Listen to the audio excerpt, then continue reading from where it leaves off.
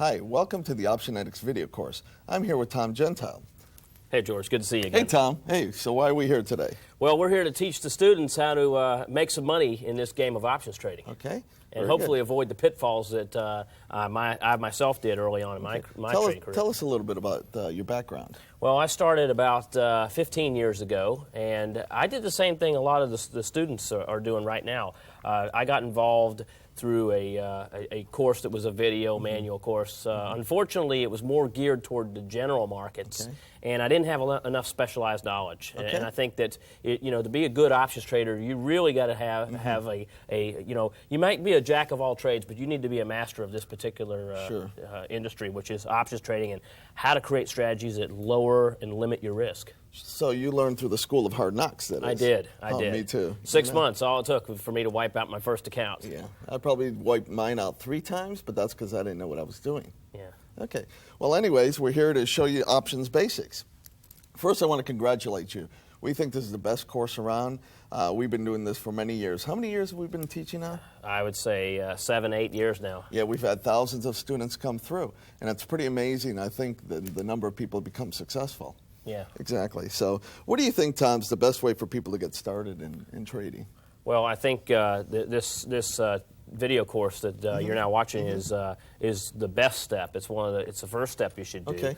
Next thing, after you've reviewed the videos, come and see us at one of the live seminars, because that will really allow you to focus and put what you've learned into action, and see how we put what we've learned into action as well. Okay. Well, basically, you're going to see 8 tapes here. The first tape is really options basics. We want you to get up and running here, and that's what I'm going to be doing with Tom today, teaching you how to start everything. Tape 2 is called Introduction to Spreads and Debit Spreads. You're going to basically learn how to do what we call spread trades, which we think are very successful. Tom's an expert at those. Tape number 3 is what we call credit spreads. That's another type of spread, which is an excellent way to trade.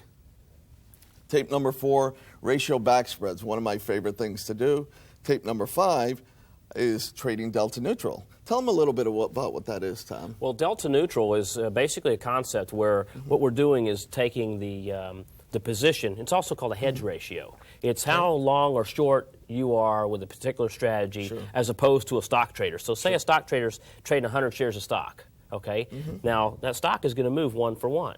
Meaning that if you buy IBM and it goes up $1, you make $1. Right. All right. But if it goes down $1, you lose $1 too. And what we want to do is try to put together strategies that if the market goes up, in our favor, we're making money. But as it goes against us, then our losses are much, much less than that of a stock trader. Sounds pretty complicated, is it? It's actually not. Okay. It doesn't require much more than a little bit of math in terms of addition, subtraction. So nobody out there should be scared of quote, delta neutral trading. I don't think so. I think people that don't know a particular subject are always fearful of it. But once they understand it, that fear goes away. Okay, do we have to make money whether markets go up or down? No, we can use sideways markets, which is tape number 6. We're going to teach you how to trade different strategies in sideways markets. Okay, 7, we're going to get a little more advanced for you, and we're going to take you to what we think are some of the best trades around, called advanced strategies and the 5-minute success formula. And we're also going to do collars and synthetic calls and puts. And tape number 8 is technical analysis.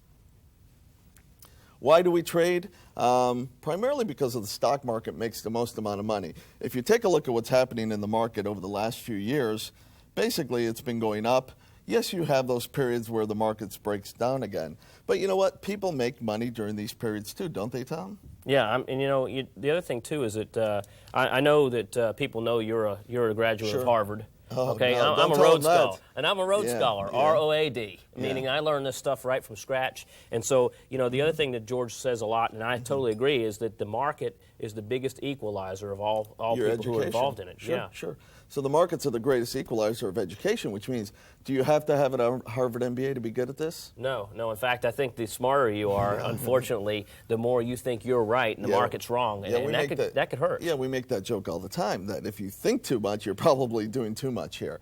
Basically, the stock market has gone up tremendously. Yes, there are periods where it goes down, like I'm showing you here, but eventually, they do go up again. There are certain factors that are going to create an up and down market, and we're going to go into those. Let me introduce you very quickly to what we're going to be trying to do here. First of all, we're going to try to teach you how to make money in uptrending markets, which is here, You can also make money in downtrending markets, which would be here. But you know what? Sometimes markets do go sideways, don't they, Tom? Exactly, and we've seen a lot of that lately. And it's exactly it. And what we're going to do is try to show you that given that markets go up, down, and sideways, there are strategies that can work in all of those. That's right. And you just got to know how to first manage risk. Isn't that correct? That's the biggest thing, is managing your risk. And then also, I think the number one thing is to be able to really get a good look at a chart and understand how to read it, and then Very to take good. action with one of the limited risk trades that we're going to show you. So the biggest sins that a trader would make is what? No trading plan. Oh, yeah. Number two, no system in place. And last but not least, we've done this a long time, risk management. If they have atrocious risk management, they're going to lose their money. And I've suffered through all three of those. Okay. I think I've said this before, and I'll say it to the folks that are watching the video. My no trading plan. This was the day that I wound up losing my whole account, which really got me to thinking just how ineffective I was in terms of money management and risk management. Was, I just listened to the guy on CNBC that had the loudest mouth the day I was trading, and that doesn't obviously mean he's going to be on the right side. Taking that, dumping all my money into one trade, and having no exit plan. Right. It's no wonder I didn't lose my money sooner. Sure. So basically, the mistakes we're looking at that a lot of people who are watching this video are: one, they think that trading stock is the right thing. They think it's a cheap way to trade the market. I think it's the most expensive thing to do. I do too. In fact, let me take a minute to show you what I mean about that. What people don't realize is that when you're playing a stock, let's say you've got a stock, 1,000 shares of a stock that's at $20, you have to put up $20,000. However, there's something called margin. Margin is the amount of money that you have to put up in a trade. The SEC allows you to put up only half, so you have to put up $10,000. Well, we look at options as a way to, one, lower your cost because you're going to have leverage, but also you're going to be able to lower your risk.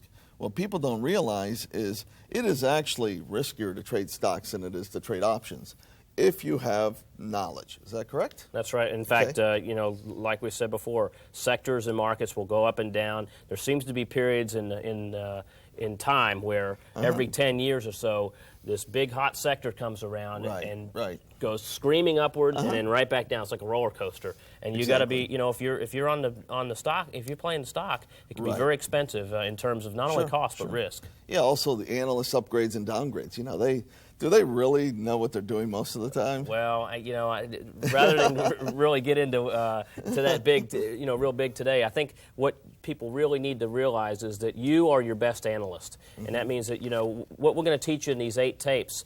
George and I have learned this through the School of Hard Knocks, and we're going to be able to save you thousands of dollars just by not making some of the mistakes that novice traders make, including ourselves when we first started trading. And then CNBC, we all watch it, but we call it entertainment for adults. That's right. If you're going to listen to them, you're in trouble in most cases. Yeah, and they got a lot of good information. They've got great information, but you can't go on every tip that someone gives you there. Exactly, and people got to realize the big reason that CNBC exists is to fill time. I mean, they're no different than the Fox Sports Channel. They're there to obviously turn a profit in what they do. And the last mistake is a hot tip. Well, it's usually the hot tip of a knife, really. So you don't want to listen to other people when they say, "Oh, I got a great tip for you," right? I've made that mistake. That means they're probably trying to get out of their positions because you're going to buy it. That's usually the case. Okay. So what we're going to try to do is find high profit, low risk trades in Optionetics. We're going to look for strategies in any market, like I just showed you. Minimize risk, most important thing, maximize reward, and protect your assets. That's the most important thing. In fact, what you need to look at is, when you've got, when you have a car these days, don't you have to protect it? That's right. You protect it with insurance. Well, we're going to try to find a way for you to use leverage in the best way possible. Let's talk about the major exchanges. First one's the New York Stock Exchange. Tell them a little bit about the NYSE. What kind of stocks trade at the NYSE? Well, NYSE, when I first looked at the NYSE, I realized that, first of all, the symbols, the number of symbols that actually go with a stock are usually going to be 1, 2, or 3, no more than 3-letter symbols. Okay. Which also means that these are more of the big board type, They're the bigger big companies. volume, Right, big market cap. They've been around for a while. Okay. How about the American Stock Exchange, the Amex? It's kind of a spin-off of the NYSE. Sure. They also cover big name stocks, but just not as many. They're just a smaller, a little bit smaller exchange. They've also created a lot of really neat, I think, index options that trade like stocks. But the NASDAQ, the National Association of Securities Dealers Automated Quotations. That's a lot. That's a mouthful.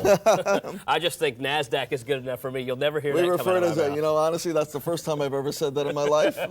Luckily it's on a screen. Otherwise, I wouldn't be able to know it. Okay, and then how about the Chicago Board Options Exchange? Well, yeah, the CBOE is actually a total exchange. Exchange that actually trades options. Sure. And these all kind of spun off from the NYSE. Aren't It's there the very other first one. exchanges other than the CBOE that trade options? There's little regional exchanges such as Amex. Well, the Amex trades options. Philadelphia. I got to get my pen. Okay.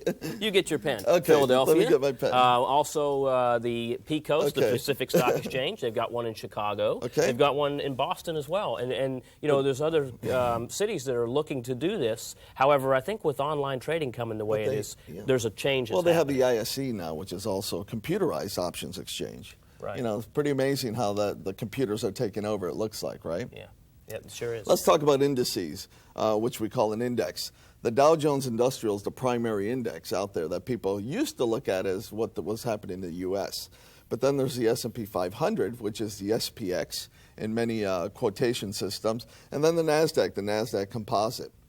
Which one do you look at, Tom? Well, I look at the Dow mostly because I trade more boring stocks, as people will find out when they watch the latter part, the other parts of the tapes. So the NASDAQ stocks you think are the ones that are more volatile? They're much more volatile. Although they have times where they crank up and get volatile, and then sometimes they run right down and they trade into a sideways mode, which is great for those of you that want to shift maybe toward a non-directional type of trading strategy. So there are periods of times where the NASDAQ stocks are hot and the others are not, and then vice versa. Is that correct? Absolutely. But eventually they seem to come back. The markets shoot up, and then eventually they somehow converge back to where they were. That's right. Over the years you've seen markets, having traded for so many years now, you think you've seen it all, but then sooner or later you get surprised by the market. The market's amazing, isn't it? I remember when the NASDAQ was just a couple of hundred points. Yeah. I mean, it traded a couple of hundred points, and I used to listen to the averages on the radio. Right. Even growing up as a kid, I used to listen to them, but all we would hear was the Dow, the Dow, the Dow. Then the S&P came along. Okay. And now the NASDAQ, it seems that more people are right now looking at the NASDAQ than they are the Dow because of all the technology-based companies that are really driving our economy. Sure, but it does switch depending on where people think they're going to make the most money. Exactly. Okay. Yeah, rotation in this you, sector happens all the time. Why would we even do stocks versus real estate or any of the other assets that people can do? Well, you know more about real estate than I do. Yep. I do know this, though. If I put a house up on the market, I can't get out of it right away. I mean, the liquidity factor is probably the number one reason why I like the stock market in terms of investments over real estate. I think that's why people play securities more than the real estate. As you know, if you're going to buy or sell houses or properties, it could take a long time. So what we said, let's make our money in securities because of what's called liquidity. But on top of that, if you know what you're doing with options, you also get much better leverage, correct? That's right. Yeah. Okay. Let's go over some of the common trading terms. Okay. Okay. This is for those of you at home that have never seen this before. This is what George and I want to do is kind of cover with you real quickly what some of these terminology means. Like for example, if you own an option, okay, you're said to be long, and that means you've bought an option. You're actually long that option. If you sell an option. When you sell an option, you are actually short the market. Right. And that short doesn't mean in terms of size, okay? It means, I might be a little shorter than you, but that doesn't mean I'm shorter along the market. It means I've actually opened a selling position up, and to close it, I got to buy that back. So when you enter a trade, that means that you're opening a trade, whether it's a long or a short. If I wanted to sell an option to open, that's what I'm doing is I'm opening the trade. Okay. Right now, to close the trade, basically what I'm doing is exiting. When I exit a trade, I am closing the trade. Okay. When you pay for your trade in full, all right, what does that mean? That means that you're actually using a cash account to pay for your trade in full. Okay. All right. When you are using purchasing power, leveraging, all right, this is called said to be using margin, and you need a margin account to actually perform that. Okay. Now, what about converting an option over from say selling it from? Well, let me go at just a second. So There's two types of account, a cash account and a margin account. That's Most right. people have a margin account because they're able to get more leverage. Is that correct? That's right. Yeah. Well, I think also it depends on the trader. Someone who's just trading stock more than likely will only have a cash account. Okay. But if they are into more of a trader who trades more often, or they're in the options markets, they probably have a margin account. So we should, if they're going to open accounts, they should do both, right? I give believe them the so. access to both of the accounts. believe Okay, so. that sounds good. Okay, well, let's talk a little bit about exercise. You were getting into that? Yeah, so if you actually convert an option over into stock, and one contract would be converted over to 100 shares of stock, that actually means we are exercising the option. So one option, which we'll go into later, controls 100 shares of something. So Right. I can do an option on a house, your house. I can do an option on a car. What we're going to do is option on an asset, this asset being stock, which we're going to spend this time discussing.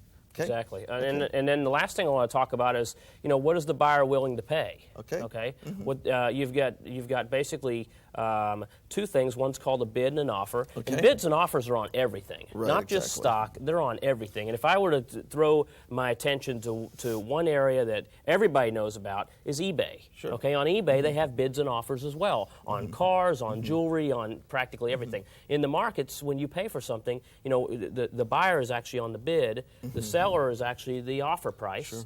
And we as traders, I can't pay the bid. I mean, if I can't come in and pay a bid unless you're willing to lower your offer. Sure. Usually, I'm going to pay your offer, Okay. or I'm going to sell at a bid price. Sure. Well, I use the analogy of a car dealer. There's a bid and an offer, right? That's right. Basically, you put a bid in. Well, basically, my car is, you wanted $1,000 less than their offer, and eventually you come to a trade, and that's when a trade is made. That's right. There's two parties to every transaction. Therefore, would they have to agree on the price? Let's talk a little bit about the types of orders. The first one is called the market order. It's an execution guaranteed at the current market rates. For example, if I want to get into something right now, it's a market order. Let's use the analogy of the car. I want that car no matter what the price is, then that's a market order. Not a good idea, by the way. No, I call it a murder order. Yeah, I mean, it's It's honestly... the buy it now option on eBay. It's like- if you buy it now, you're paying the absolute highest price you're going to pay. Right. It's basically, you're starving for food and you enter McDonald's and you say you'll pay a higher price than everybody else. That's a Just market to get order. to the front of the line. Yeah, so exactly. we don't suggest those, as you can tell. I hope you figured that out by now. Okay. A limit order is where you tell them what price you want, which is what we normally do. We I say, use them all the time. Yeah, I mean, the limit order when you're putting an offer on a car is, I want this price, and that's all I want to pay, and then they can come back and negotiate. That's right. So that's primarily in the types of trades we do. I think the only market orders I ever do is if you're really in a big position, or if you're in a position you really think you've got a lot of profits and you don't want it to get away, maybe I'll give up a little bit, but limit orders are best, correct? Right, and I use them. I use more limit orders to open positions than I do to Okay. close. Okay. Sometimes if I need to get out of something right away, Okay. I may go to a market order, or I may try to. Usually, what I'll try to do is I'll look at where the market is and I'll place a limit order at that offer price, just because, Okay. unfortunately, market orders, you see one thing on the screen, Okay. and you can get something entirely different when it comes back to a fill. Example, if I were to buy Microsoft at 100, if Microsoft's moving up pretty quick, I might get a fill at 101. And I mean, that difference between what I thought I was going to get Sure. and what I actually wound up with is what I call slippage. Sure. It's one form of slippage. Exactly. And then there's also the stop order. For example, when people buy stocks, their brokers may say, well, you buy the stock at 50, let's go ahead and put a stop order at 45. Which means if it breaks, the stock goes from, in fact, better to draw it off here. Okay. If the stock, let's say, is a $50 stock, you then put a stop here and you buy the stock at 50. Okay. You might say you put a sell stop down below it, meaning that if the stock breaks the 45, you want whatever price there is. The problem with that is, stocks have a tendency on bad news. If it's going to get to 45 overnight, it actually may be 38, and you're going to get the $38. This price is irrelevant, where in options, you actually build that sell stop in. That's right, yeah, and that's why I like options so much. The other thing, too, that I wanted to point out, George, and I know you already know this, but I don't think our video viewers at home know this, and that is that you can actually put stops now on your option trades. Right. If a stock actually hits a particular stop price, your option trade can automatically get executed. That's called a contingency order. Right. And what you want to do is check with the broker that you use to see if they offer contingency orders. That's an interesting. Yeah, a lot of brokers before never wanted to do that, but now they're willing to do that. Yeah. That's good. That's a good change. So one of the things on the stop order, I think that's one of the biggest misconceptions in trading stock, that this will save you. Oh yeah, yeah. I mean, I can think of we were doing a live seminar, and I remember was it MicroStrategy? Oh, it was MicroStrategy was at 100 one day, and it was at 50 the next. And George and I are looking at this thing, and we're thinking it must have split 2 for 1. Must be a stock That's what we thought. It wasn't a stock split. It was a stock split, but it only came in as a 1-for-1 stock split when it opened down 50% lower. Which is part of our video here. We want to show people how to pick hopefully good stocks to do the trades in. So. That's right. But also create these limited risk trades where if the stock opens up 50 points down on you, you might lose 2 or 3 or maybe 5 instead of 50. And then we have the good till cancel order. The good till cancel order means that you want it in effect until it gets executed.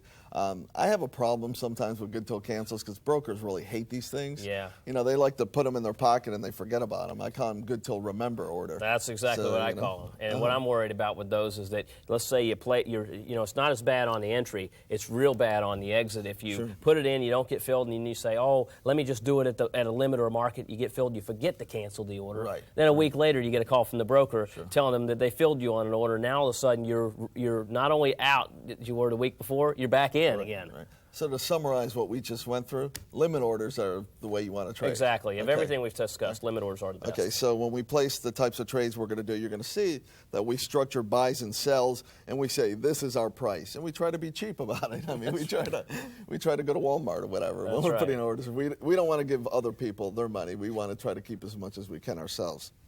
Okay, so most of you or some of you out there probably don't even know how a trade is really created. Basically what it is you got a lot of players involved. You got yourself, you got the floor traders, you got your brokers, etc. Really what happens is, you're going to call your broker's either going to put the order in an options order. If it's fewer than a certain number of contracts, it goes through a computer. Otherwise, it's going to go to a specialist desk. And the specialist could be Tom. Tom sits there. He's got an order book there. And he tells the traders who are market makers what the buyers and sellers want to do for those options. Eventually, you're going to get executed. What happens in that case? Okay, I put the order in. Now they've got the order back. What do?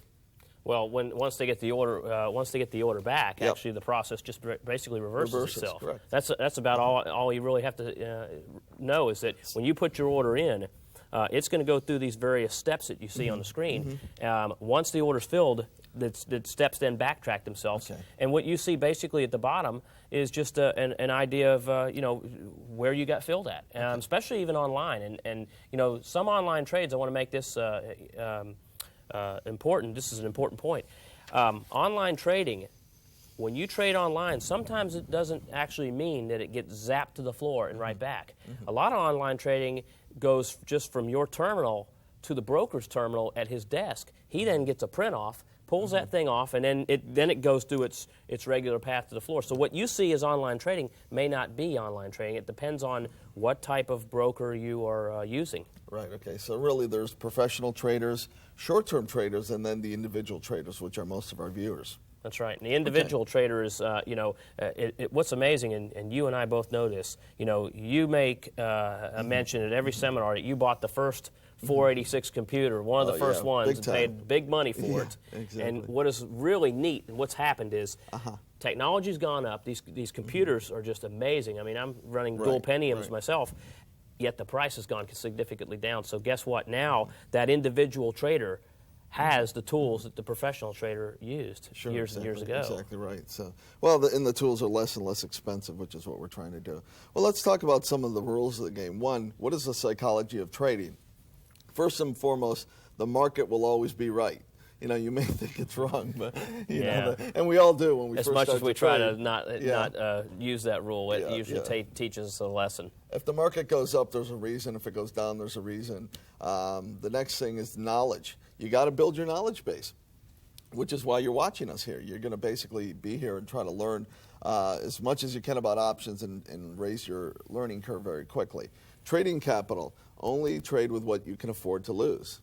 That's right. That's a big one, because what it's going to do is it's going to allow you to be able to put money out and create investments and not have to worry so much about where they're going. And I think a person who is more focused on their trade and less on their money is going to be a winner in the long run. And then you want to manage your risk, obviously. Risk management, very, very important. And market strategies, last but not least, and certainly not least, is learn to apply the correct strategies to whatever the market conditions are telling you. Kind of like what we talked a little while ago. That's right. Okay, let's talk about the basics of options. This is the very beginning of learning how to trade options. Read chapter 1 through 7 in our manual. That would certainly help you out. Let's talk about an option. Basically, an option is just a right, but not an obligation to do something if you're buying options. The seller of an option has other rights and obligations, and we're going to get into that. There's two types of options, calls and puts. And let's start... Yeah, I threw this up here, George. So what I did was I thought this was really one of the easiest ways to understand what an option was. I found this on eBay. It was the right to buy a BMW. Okay. I guess what happened was the guy had his place in line, and then he just couldn't come up with the funds. So rather than let it go and let the dealer decide who's going to have it next, he decided that I'm going to sell my place in line. Okay. So he sold it. He's trying to sell his place in line, as you see here, and he's got a bid and he's got an offer up there, and if you want it now, you can pay $3,000, but the bid is $1,000. And I really don't know what wound up happening on this, but this is a really good example of what an option is. Sure. I've done that. Actually, I have an option on a car too, coming on the year 2003, a new Dodge Viper. I put my option price in. Somehow, I'm not surprised. Not surprised, So, anyways, I did the same thing. I put an option on it for till the year 2003 at a certain price, which I like options, obviously. Come to think about it, I think I was an options trader when I was a teenager because I used to sit outside the Ticketmaster, me and a couple of friends, and we'd be the first people in line.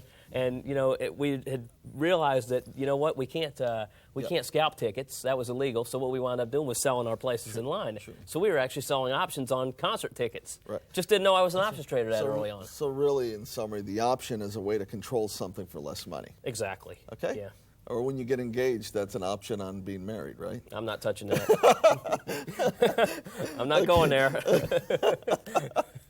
At least you want to be videotaped on that. Not going there. Okay. Anyways, let's talk about call options first.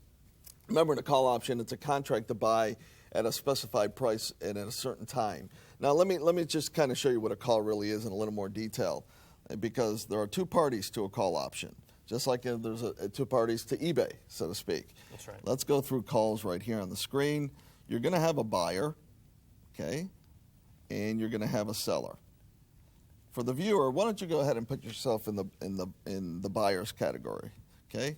This is you, and this will be myself and Tom. We're the sellers of this option. Now, remember, what you're trying to do is control an asset for less money. So what you are doing is you are going to buy a right to purchase stock at an agreed to time at agreed to price. We're going to do this slowly because I know some of you don't know what this stuff is. So you're the buyer of the option. You're basically going to buy this right from who? From Tom and myself. We'll be your sellers. So we're going to sell this option to you, okay? Now, however, you're going to have to pay us for this, okay? Because we're not going to give you an option for nothing, right? I wouldn't. Okay. Anyway, so you're going to pay us something called a premium. That is the amount that we are willing to sell this option for. Now, for this obligation, which we are now taking, you remember, if you've got a right, we are creating an obligation over here for us to do the opposite, to sell the stock at that agreed to price and agreed to time. So in essence, an option is two parties, a buyer and a seller. The buyer of a call option is going to have a right to buy the stock. The seller has the opposite, which is the obligation to sell the stock at that price. Okay. This looks like insurance to me, home insurance. That's exactly right. It's the best way to explain it is that what we're talking about here, guys, is you, the buyer, could be buying home insurance, and we could be State Farm selling you the insurance. Right. And the other thing that is probably good to bring up now is when we talk about premium, and I know we're going to cover this later, is some stocks have higher premium on their options than others, and it's kind of like insurance. If I'm living in Texas and I'm purchasing hurricane insurance, and I'm living up on the north side of Texas, it's going to be cheaper than purchasing hurricane insurance down in, say, the Brownsville area of Texas, right on the Gulf of Mexico, because obviously the chances of bad weather are going to be much more severe when you're living on the beach than when you're living inland. Well, it's kind of interesting.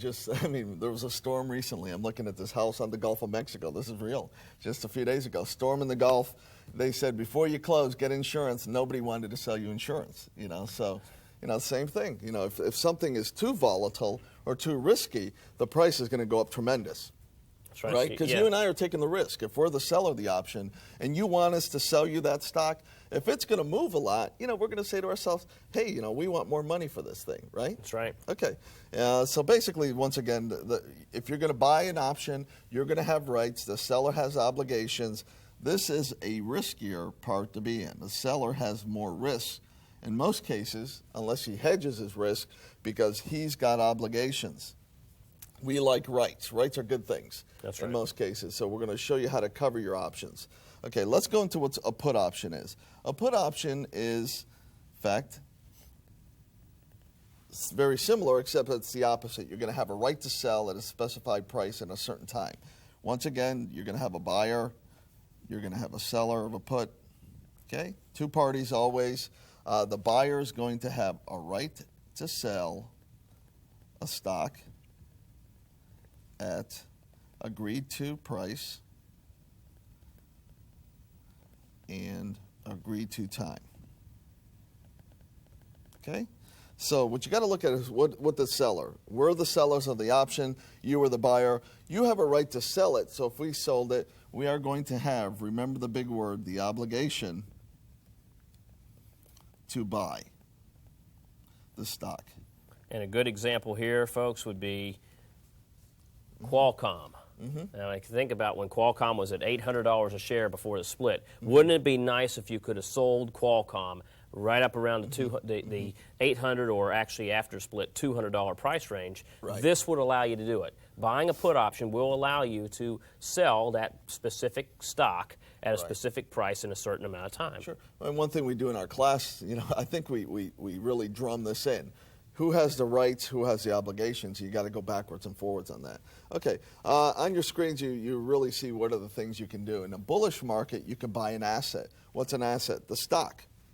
You buy calls or sell puts. Okay. So there are three things to do in bullish markets: buy assets, buy calls, sell puts. Bearish, you can sell the asset, like sell the stock, buy puts, or sell calls. We're going to get a little more into that as we go. Okay. Let's talk about the elements of an option. First, there's two types of options, a call or a put.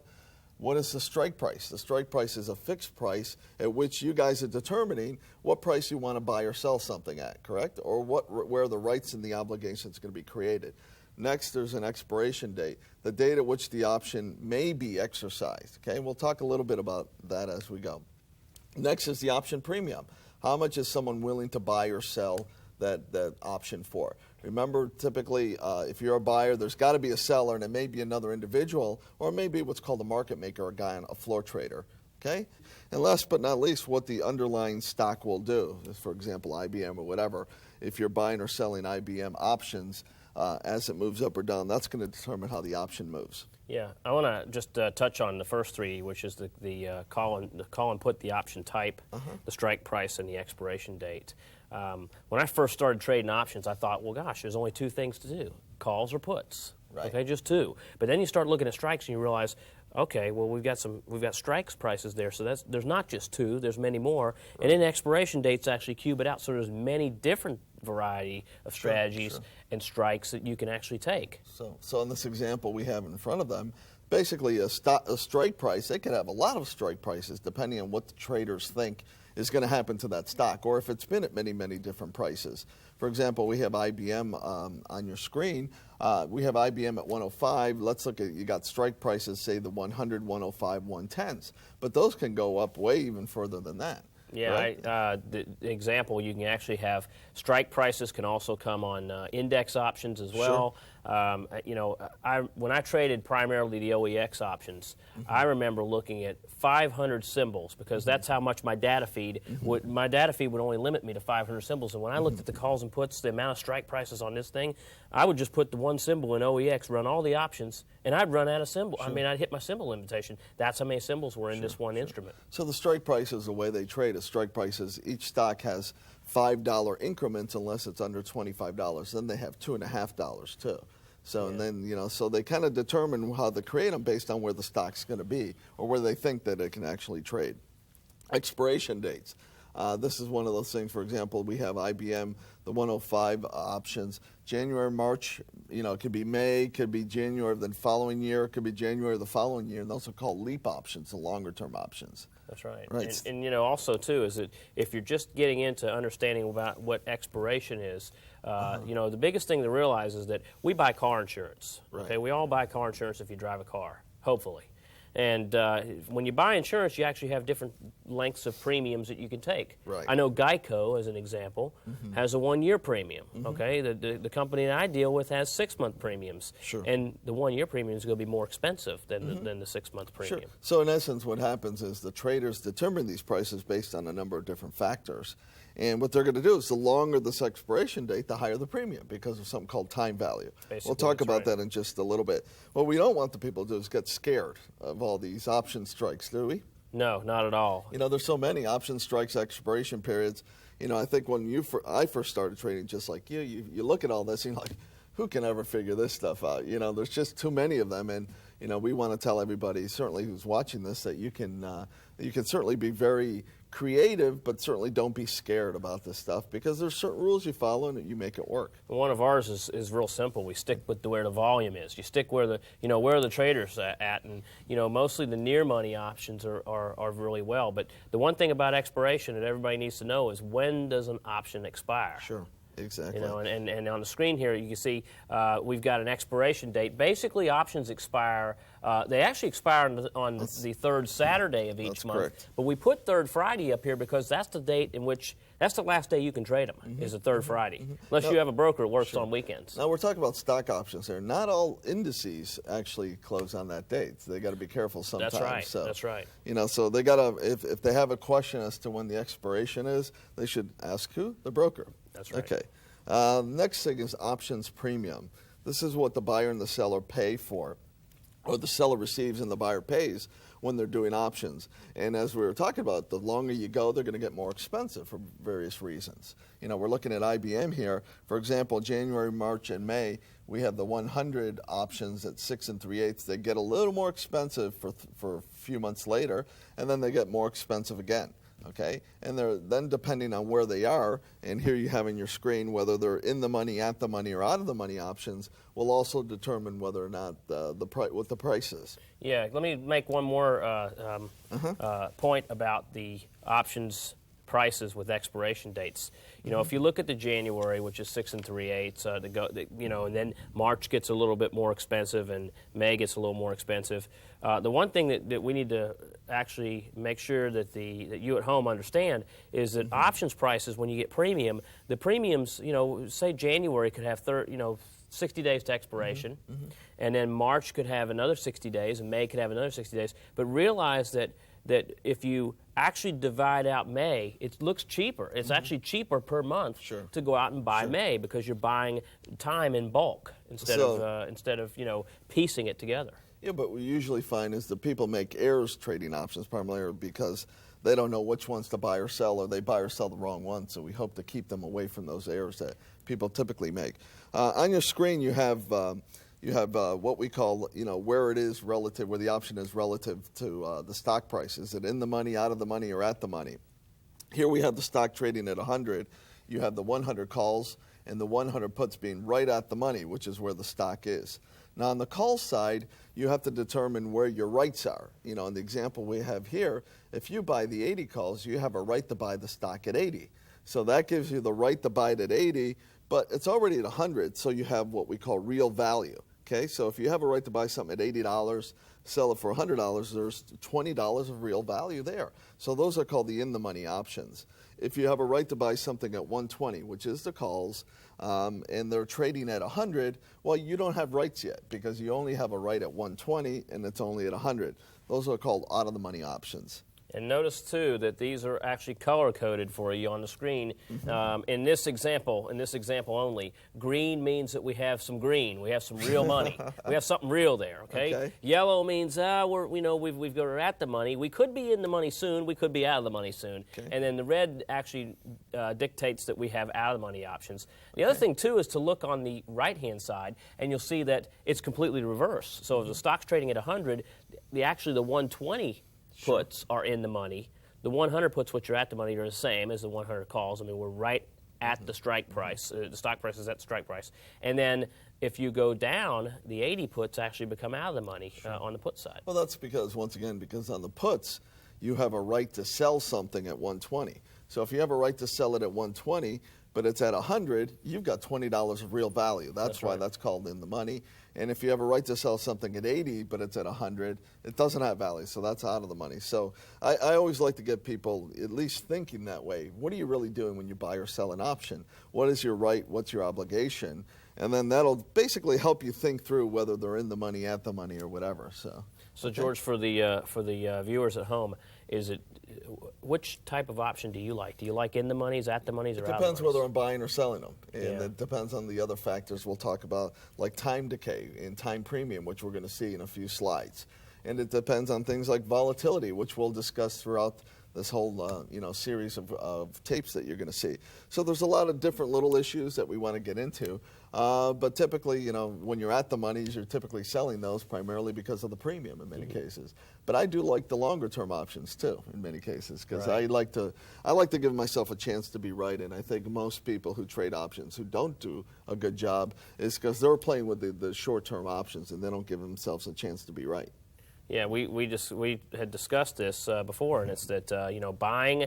One of the things that we found was a mistake in options traders was buying options with too short a time value to expiration. And the leaps and the longer term options really are the best choice economically when you look at how much time decay is affecting those options each month. Exactly right. Well, let's on your screen there you've got what we call the intrinsic value calculations. Here we have an example, and we're going to talk about calls right now. For example, if the stock price is at 45 and you have the 30 call option, you basically have the right to buy something at 30 and sell it at 45. So therefore, you have $15 of real value. That's basically called your intrinsic value, okay? And the real value is your stock price minus the strike price of the call option that you have. So remember, it's very important. Intrinsic value is one of those issues where, let's do another quickie example. Let's say you have the 40 strike and the stock's at 50, you've got 10 points of intrinsic. If you have the 40 strike and the stock's at 60, you have $20 of intrinsic value, okay? The other element is something called time value. Options have intrinsic and then time value. Time value is the premium minus the real value. Options, remember, you're giving yourself a time to control an asset.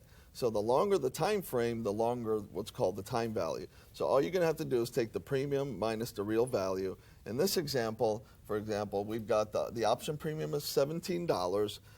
Going back to the previous example, we had real value of $15. Therefore, time value is just $2 here. Right. Okay, and that time value you lose over time. So now they see a time premium decay chart. We call this.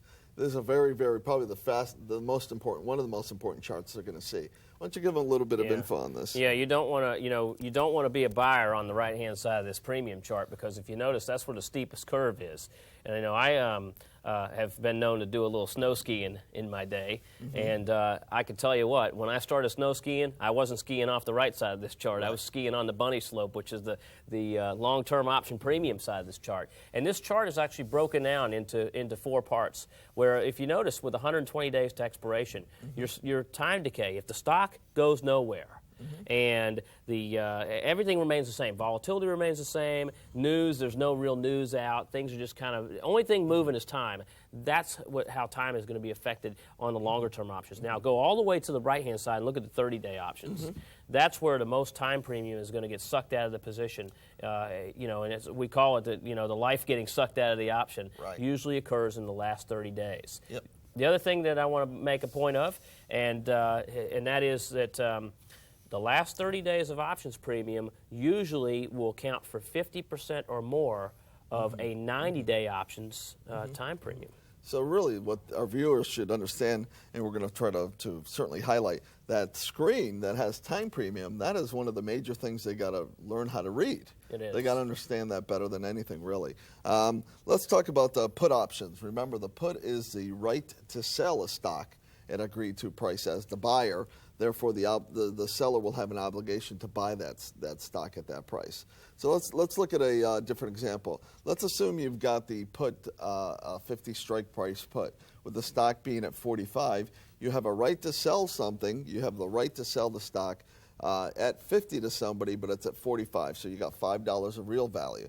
What we're talking about here again is the real value being the intrinsic value of the put option. Okay, so you calculate that by taking the strike price minus the stock price, and that will give you the calculation for, quote, intrinsic value, which you see as being real value. How do you lose intrinsic value, Tom? Well, in this case, if the stock price goes up, and it's a good question, because what I wanted to make sure that the people at home understood was that in the case of puts, if the more the stock price drops, the more intrinsic value gets built up into your position, if and only if the actual strike is above the stock price. Okay. But you just asked the question, how do you lose premium? Well, in this case, if the stock price moves toward the strike price, whether it's up or down, if stock price starts moving toward the stock price, then your intrinsic value is going to shrink. Okay. And you're going to eventually have more time value in the position than you do real value. Right, so the viewers have to understand that you can lose intrinsic value, but that's if the stock goes in the other direction of what you thought it was going to happen. Now, time value, on the other hand, on the put side, is just the premium minus the real value. Remember, whatever you're paying or selling the option for minus its intrinsic value or real value. For this example, let's take the premium being $8 and the real value or the intrinsic being $5. In that case, your time value is $3, okay? So that you're going to lose with the decay of time, correct? That's correct. Okay, so the intrinsic value on this, you're going to basically lose only if it's going against you. So if you're buying a put, it's if the stock price is going in which direction? Everyone out there, test yourselves, because that's what you want to do. I'm not going to ask you, Tom, because I know you know the answer to that. So what we want you guys to understand is that there's a lot of terms here. They're not that hard, so if you want to go back to review the tape as many times as you want, that's the beauty of having this kind of tape. But I want you to get comfortable with what a buyer and seller's rights and obligations are when they're buying or selling puts and calls. Okay, let's talk a little bit about what we think is the most important part of our trading. It's called the risk graph. Remember, a risk graph, I think for all the speeches we've done and all the classes we taught, we try to tell everybody the risk graph is a picture of reward and risk. And you don't want to basically put money into a trade unless you understand what the picture is, correct? That's right. Most people have pictures of their family in their houses and stuff. You and I got pictures of wrist graphs. That's pretty sick, Tom. I got a nice wrist graph sitting over the mantelpiece. It's beautiful. You sicko, you. I'm sure your family. Your home pictures. Your wife, the dogs, the cats, the kids, with a risk graph right behind them. That's right. It's a transparent risk graph behind it. Okay. Anyways, let's talk about the sixth one. Long stock, short stock. What if you buy a stock? What if you sell a stock? That has very distinct risk graph. Long call, short call. Long put, short put. Remember, long call means you buy calls. Short call means you sell calls. Long put means you buy puts. Short put means you sell puts. I think I got that right. You got that. That is, as Arthur Fonzarelli says, that you are correctamundo. Okay. As you can see, with these tapes, we lose our mind as we go. So just stay with us. Okay. So let's start with the long stock. That's the thing everybody has in their account. I think everybody is very familiar with buying a stock, and why don't we show them the risk graph on let me go ahead, and I'm going to do my best job of drawing this thing. You have it on your screen there. Basically, when you buy a stock, you have unlimited reward, meaning that if you buy a stock at 50, I'm going to go ahead and I'll do an example here.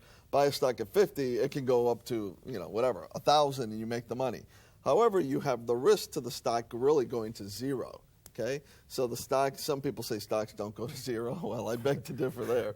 Okay, Yeah, me too. So you got to be careful, because if you look at the risk graph, it's basically, I call it a 50-50 shot. You can flip a coin, and that's what you're trying to do. People then say, well, you can use fundamental analysis to try to figure out which way it's going to go, and most people are wrong anyways. Technical analysis, they're probably wrong again anyway. So you can see it's a 50-50 shot, when you're going to buy a stock.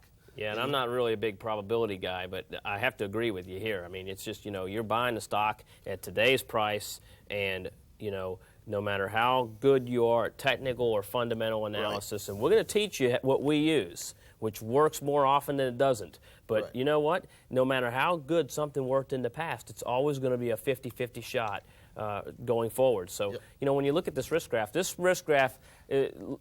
what we call a Pepto-Bismol factor. Isn't that right, George? Yeah, that's true. Yeah, the high Pepto-Bismol factor, which means lots of acid indigestion. And lots of being awake at night. Yeah. Let me go ahead and let me create an example here. And since people out there, let me kind of show it with some numbers. Let's say I buy, we'll use easy numbers. 1 IBM share at, what price should we use? 100. 100, that's a good price, okay? Okay. Here what you have is a risk graph has 2 lines. This being the price of the stock here, okay, can go up or down. This being your break-even line. That's where you make or lose money. This is how much you make or lose. Once again, remember what that risk graph looked like. In fact, better, okay, this is what it looks like. So if it goes up, you make money. If it goes down, you lose money. If you bought it at 100, that'll be the price right there. Now let's assume the stock goes up to 110. What do you make? Let's change. You make $10. In fact, this is all it is. Okay? If the stock goes down to 90, all right, you're going to lose $10. So it's really pretty much a dollar for dollar move. And that's what most people don't realize. After all these speeches we've given, most people don't realize this is what they're doing to themselves when they buy your stock. But, what people say, it's un-American not to buy stock. So, the bottom line we think is just we'd rather do options, which we're going to show you in just a little bit.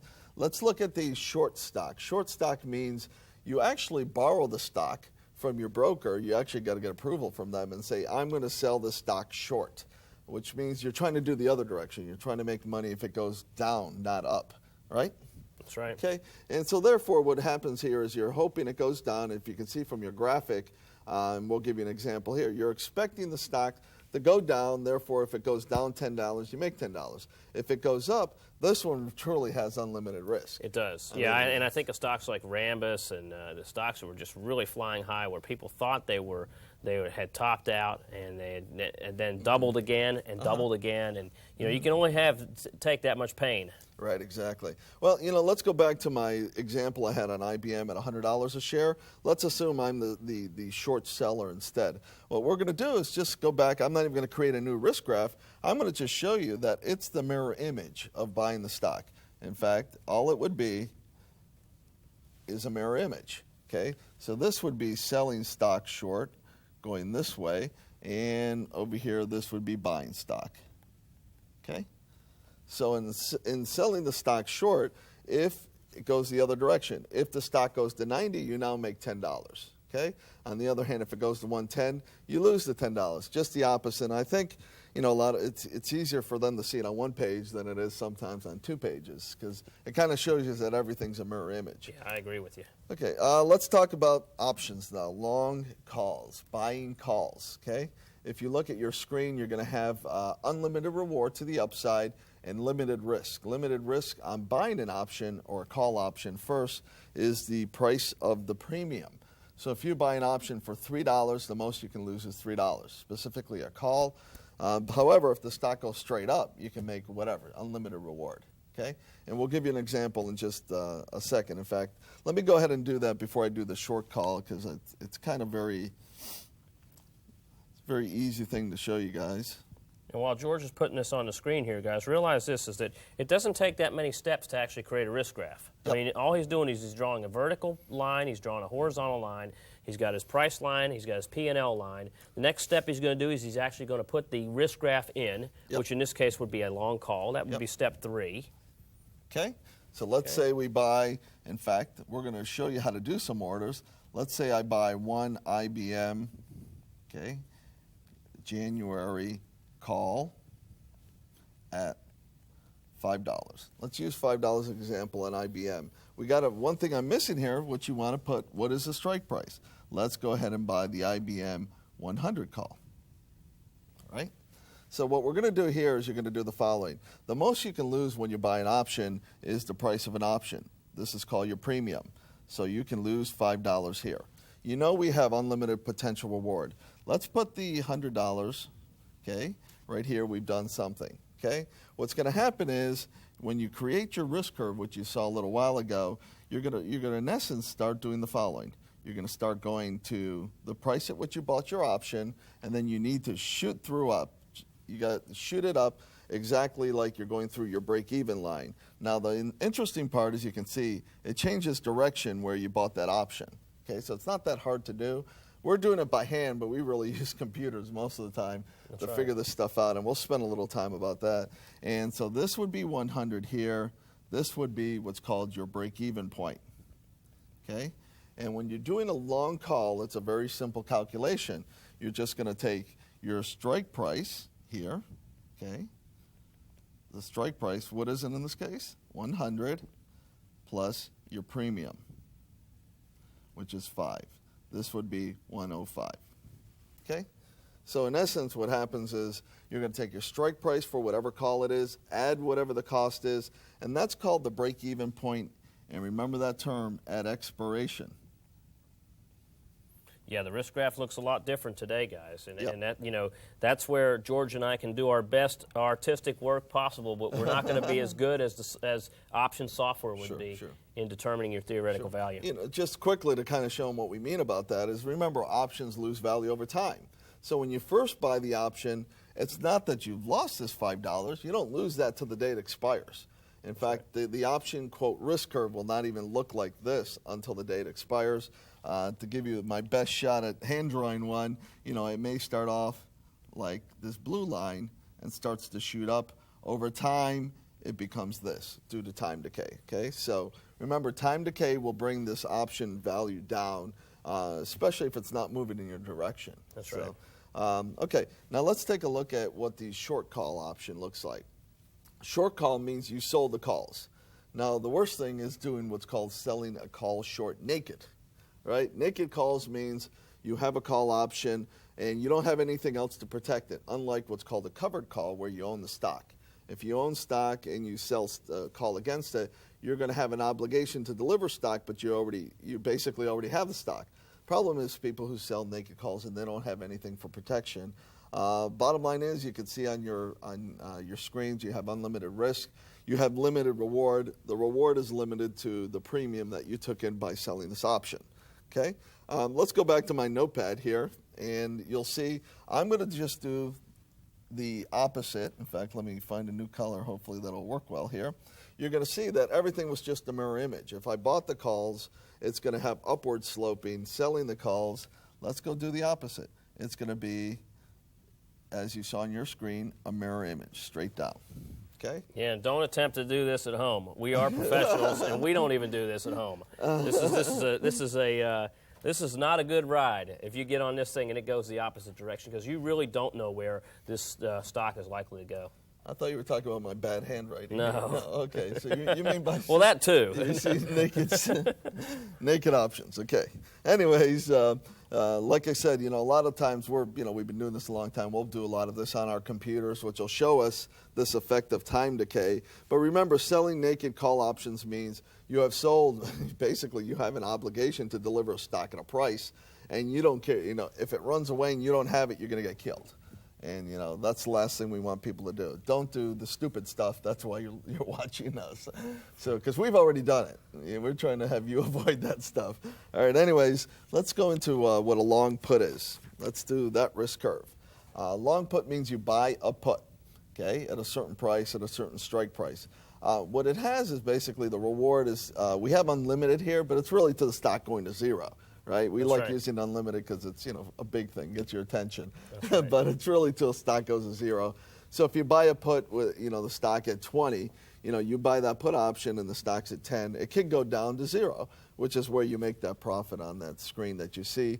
The risk on a put option is the cost of the put option, just like the long call. When you buy a put, the risk is the cost of the put. So that's a lower risk thing to do. Okay, let's go ahead and let me show them quickly a break-even thing on that, because I think that they want to know that. So let's create a new sheet here. And we'll start off with our 2 really bad lines. $, okay? Let's say you put an order in for a put option. Let's buy 1 IBM 100 put, okay, at $7. Okay, let's use that as an example there. What you're telling somebody is that you want the right to sell IBM to somebody else for $100. Okay, you can pick whatever strike price you want, whatever expiration period you want. Let's assume this is a generic order. What's going to happen is, remember what the put looks like. The put, looks similar to this kind of line, which is a really bad line, but we're going to continue. So the most you can lose is $7 on this trade, because that's the cost of the option.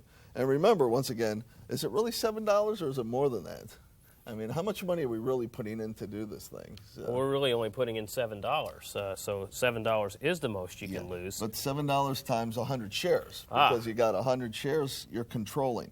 Remember, it would each cost option, a little more than lunch. That's that's lunch at the Marriott in New York City or something, that's right? True. Okay, so remember, when you control an option, it's really 100 shares of stock. So you are paying for each one, you're paying 7, but it's 100 shares of stock. So you can lose, let's put it in human terms, $700 there, okay? And then the stock can go to 0, which, we don't think IBM will do, but on the other hand, theoretically it could do that. So once again, it's limited risk trade, and when you first put the trade on, also, it's going to look like the call option. It's not necessarily going to lose your $7 initially, just over time it decays, okay? This would be the time decay, which if you go back to our little graph we had going, that sloping downwards, and you use that analogy, which I like to use. It's a pitcher, a baseball pitcher throws the fastball. At some point, gravity has to take it, and the faster the gravity is going to be at the end of the pitch. So that's a very good analogy there. Okay, so that's a long put. Short put is the opposite. You're going to sell the put instead of buy the put. Remember, the put buyer has the right to sell the stock. The seller has the opposite, which is the obligation to buy the stock. Now, short puts, or if you sell these, quote, naked, which used to be a big thing amongst people, sell naked calls and naked puts. Once again, as a short call, we don't believe that's one of the smart things to do. So as you can see, if the stock goes straight down, you're going to lose a ton of money for limited reward. And that's right. A horrible thing to do. Yeah, it's there's been so many people in recent that have traded naked puts and have gotten more. We've seen more margin calls coming out of retail brokerage firms now more than ever because of this one particular strategy. And when people put these on, they're not thinking about what could happen to the stock. They're thinking about that they're taking in a little bit of money and they're leveraging it up. And some brokers actually allow you to do 5-to-1 leverage on these puts because they only allow 20% of the stock price in. And even when you think of that, you take the 20% of the stock price and you can actually put what you received and you put on top of that, so it can become a highly leveraged instrument, which could send you to the poorhouse real quick. Before I recap, why don't we go ahead and let's just give a little summary of what people do with calls, puts, and stocks, because they like this at our live class, so I'm going to go ahead and do it at this point. Remember, markets go up, markets go down, markets go sideways. You have 3 instruments you can basically trade. You have stocks, you have calls, you have puts. Okay? In an up market with stocks, you buy stock, which most people aren't really good at. In a down market, you're supposed to sell stock. I'll put supposed to. In a sideways market, you're supposed to stay out, which most people are really bad at. Okay? In the calls, in an up market, you buy calls. Down market, you sell calls. Sideways markets, you sell options primarily because the time decay element. Okay? In the put side, in an up market, you're going to sell puts. Down market, you're going to buy puts. Sideways markets, you're going to sell puts. Okay? Now let me just put a little asterisk where selling options are so you guys always remember. and this is the point I try to do at the seminars, okay, never, ever, ever, ever sell naked options. Okay? That means that no matter what you should do, if you're ever going to sell an option, make sure there's something around to cover it. For two reasons. One, the risk is tremendous. And number two, your brokers are going to require you to put more money to do that. Right? That's right. And, you know, the other thing I'm looking at when I see the screen that George just put up is that, you know, if I were to go through here as a experienced trader now looking at this, you know, George and I look at stocks. Well, buying them mostly are too expensive, so I'm going to cross that out. Right. Selling them is too expensive and cross those out. We have some great strategies here. Rather than doing stocks in a sideways market, we'll cross that out. Well, we don't like doing naked calls. We don't like doing naked puts, so that kills both of these right here. So what do we have left is buying calls and buying puts. But in some instances, even doing these things are expensive. You know, when technology stocks are really going, the prices can be inflated so high that even doing these two things are possibly not good and they're outright. What we're going to do is so we're going to actually, you know, this is it. We're going home. Goodbye. No, what we're going to do, guys, is we want to actually take the three of these, and now I'm going to put this in green. We're going to take the three of these, and we're actually going to combine them so that we can lower our cost, lower our risk, lower our break even, and lower our stress, okay? Because doing, you know, and we've both, I don't know about you, George, but I've done the naked option trading, you know, and I always traded it when it was going the wrong way. It never seemed to go my way. Right. It was, I can remember the commentators on ESPN. I'm watching my stock because it's going the opposite way, and I'm thinking, and it could go all the way away from me. It went away from me, and I'm watching this thing, and I've got unlimited risk, and I'm just, you know, me and my ceiling are having a conversation because I'm laying in bed at night thinking, where's it going to go tomorrow? Where's it going to go tomorrow? Right. And it's just, you know, there's a better way, and we're going to show you these through the tapes that we've got for you. So really, now that you ruined my beautiful screen here, we're going to combine things like for up markets, right? We can combine those with down markets and then sideways markets. That's right. Basically, you can do a lot of different things. Which is the whole point of why people want to sit here and watch us for so many hours. That's right. Okay. Anyways, let's go ahead and recap where we are.